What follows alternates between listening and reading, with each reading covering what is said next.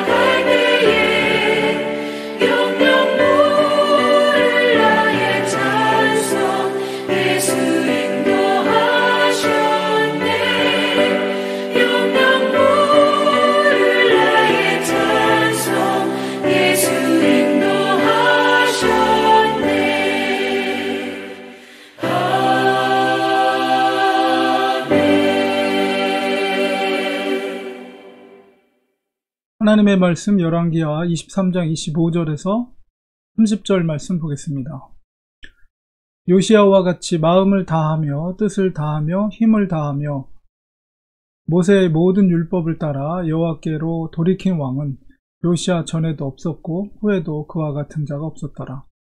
그러나 여호와께서 유다를 향하여 내리신 그 크게 타오르는 진노를 돌이키지 아니하셨으니 이는 므낫세가 여호와를 경노하게 한 그 모든 경노 때문이라.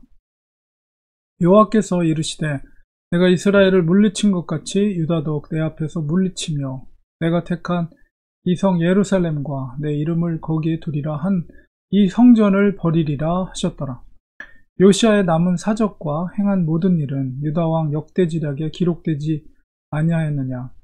요시야 당시에 애굽의 왕 바로드고가 아스르 왕을 치고자 하여 유브라데 강으로 올라가므로 요시야 왕이 맞서 나갔더니 애굽 왕이 요시야를 무기또에서 만났을 때 죽인지라.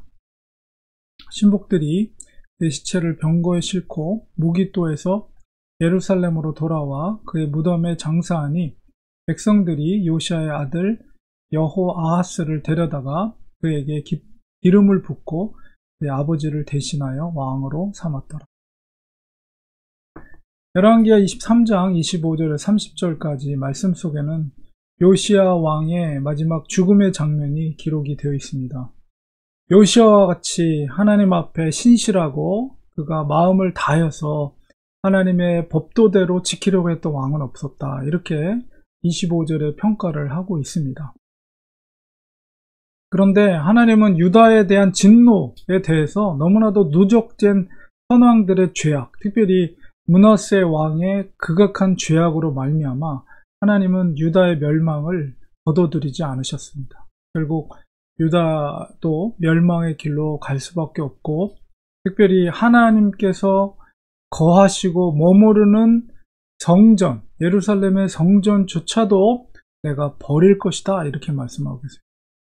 하나님께서 그동안의 유다의 왕들이 얼마나 극악한 하나님 앞에서의 대적과 또 땅을 더럽히고 하나님의 이름을 더럽히고 이방 우상을 섬겼는가, 이것을 우리가 하나님 아버지의 진노의 모습, 특별히 솔로몬이 지은 그 아름다운 성전을 하나님께서 버리겠다. 놀라운, 정말 너무나도 놀라운 선포죠. 이게 우리가 정말 그 아름다운 솔로몬의 성전을 하나님께서 버리시겠다.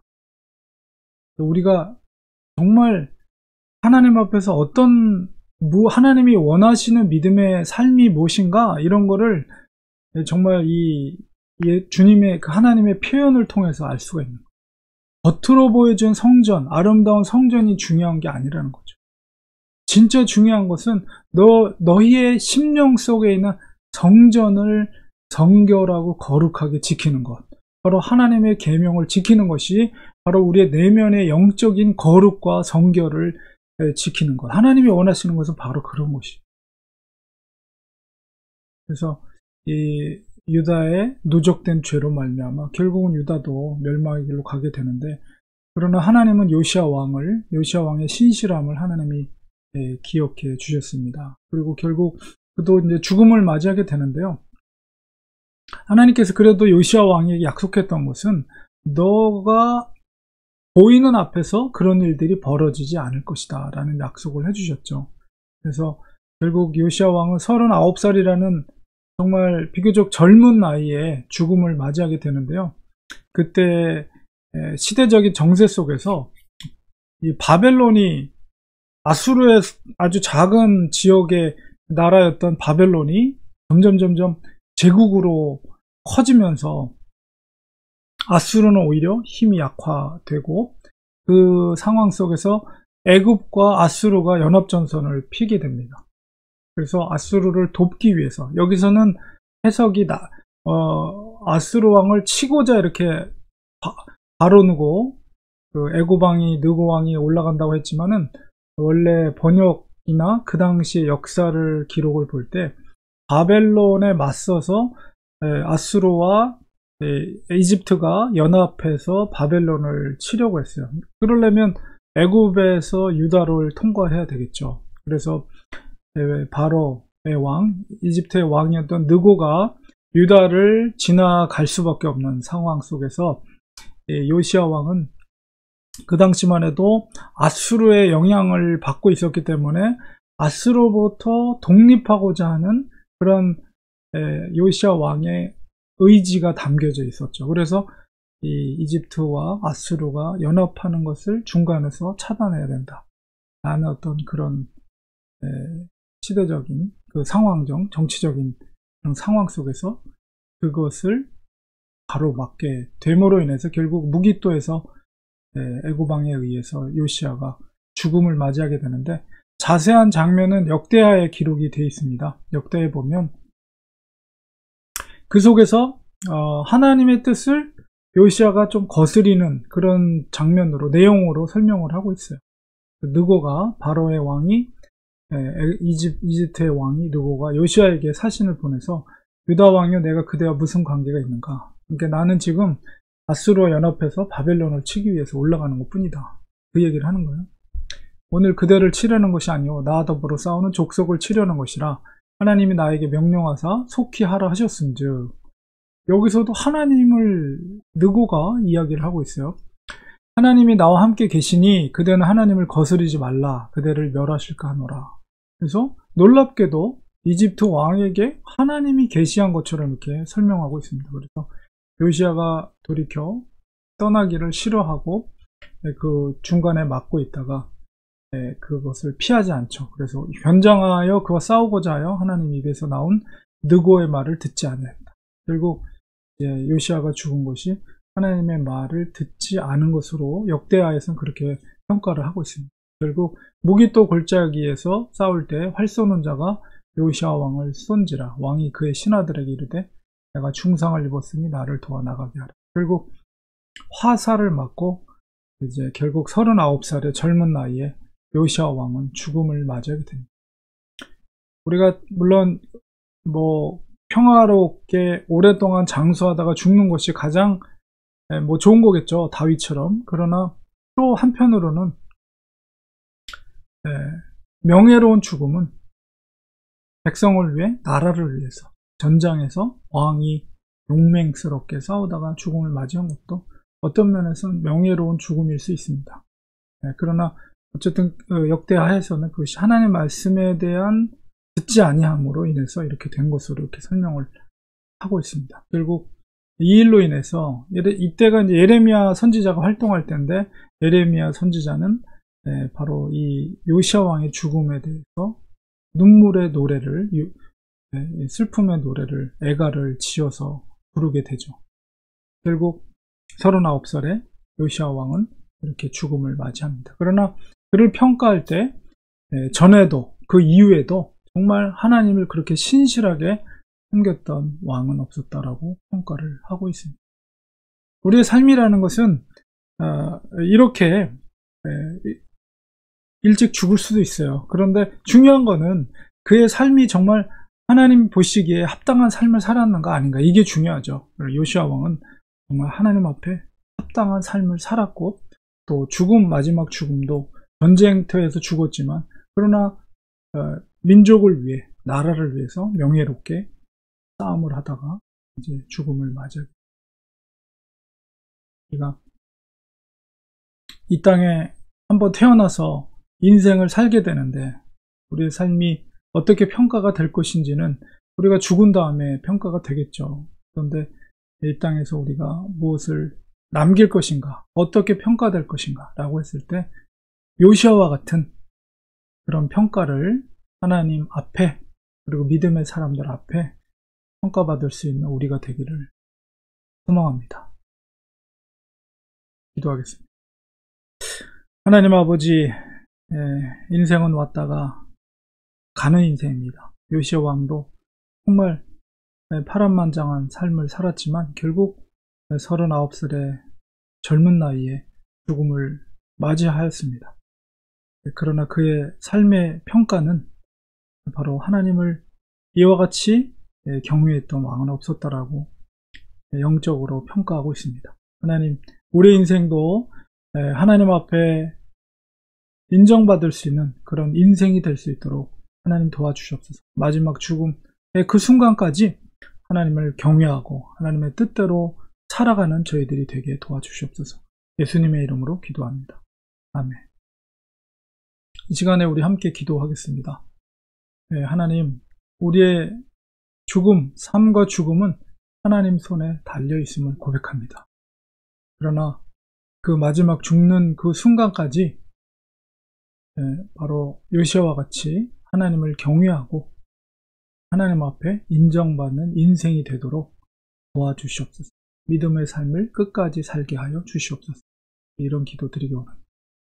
우리 렌초 한인교회를 위해서 기도할 때 우리 교회가 정말 하나님 보시기에 정말 칭찬 들을 수 있는 교회가 되게 하시고, 또 우리 교회의 사명이 무엇인가, 지역을 위해, 세계 복음화를 위해서 우리가 할 수 있는 일이 무엇인가, 집중해야 될 일이 무엇인가, 그런 분명한 사명을 우리에게 깨닫게 해주시고 그 일에 집중해서 우리가 헌신할 수 있도록 도와주시옵소서.